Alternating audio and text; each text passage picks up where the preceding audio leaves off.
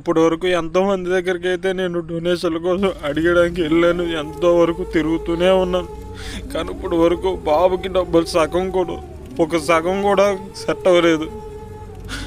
ఫైనల్గా అయితే నేను ఈ బండిని అయితే అమ్మాలనుకున్నాను.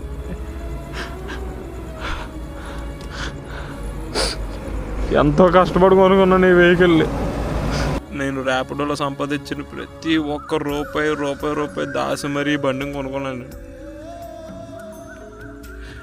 కానీ ఫస్ట్ టైం నా బండి ఎక్కిన కస్టమర్కి బాగాలేదు. ఫస్ట్ ఆవిడ నా బండి ఎక్కగానే మహాలక్ష్మి ఎక్కిందని నేను ఎంతో ఫీల్ అయ్యాను.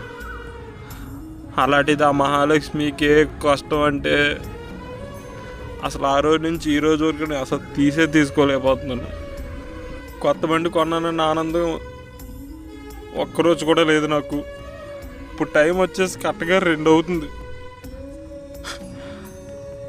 ఇప్పటికొచ్చి అందరినీ నాకు డొనేట్ చేయండి అని అడుగుతున్నాను తప్ప ఇప్పటికొచ్చి నేను బాబు కంటే నా సొంతంగా నేను ఏమి చేయలేదు.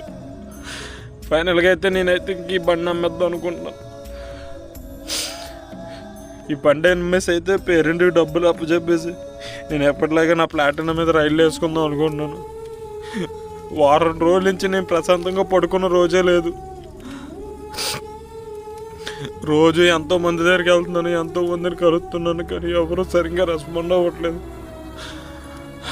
బాబుకి చూస్తే ఇంకా 1 మంత్ టైం ఉంది. 1 మంత్లో ఇంజెక్షన్స్ అయిపోతే బాబుకి కొద్ది కండిషన్.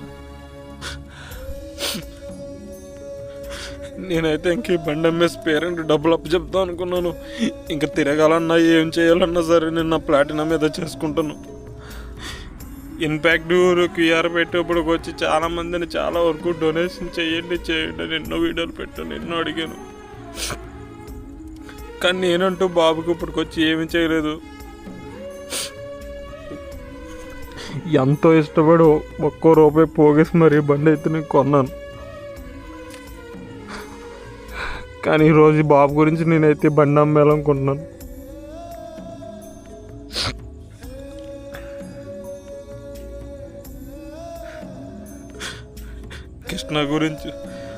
బేబీ కృష్ణ గురించి నేను ఇప్పటివరకు ఎన్నో చేశాను, కానీ నేనంటూ ఇప్పటికొచ్చి బేబీకి ఏమీ చేయలేదు. ఫైనల్గా అయితే నేను ఇంక ఈ బండి అమ్మేద్దాం అనుకుంటున్నాను.